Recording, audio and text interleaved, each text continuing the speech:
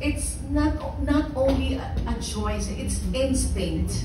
Hindi mo pwedeng ipilit yung isang tao na gustuhin mo kung hindi mo type eh. Minsan nga, hindi ganun kagwapo, pero parang, ako personally, ang likes na gusto ko mysterious eh. Ayoko nung kita mo kaagad na nakabuntot sa'yo, ang bait-bait, parang pwede mong maging alipin. Ayoko na ganun eh.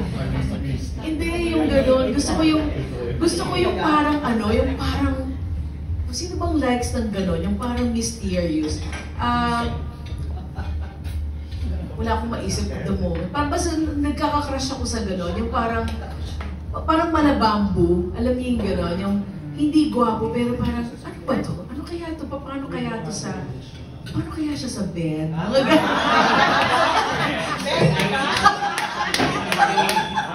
Hindi, ayoko ng gano'n, ayoko ng yung kita mo kaagad, parang mabubore ka na kasi pag kunwari parang, you want some more drinks? What do you want? What do you want? I'll get you. Tapos yung masyadong mabait, masyadong good, yung ganon.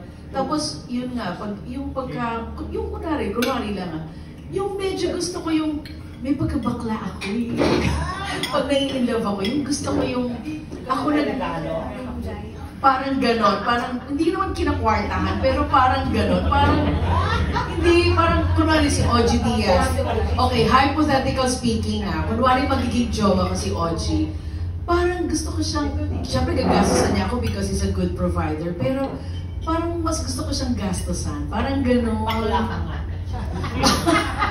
Oo, parang ganon.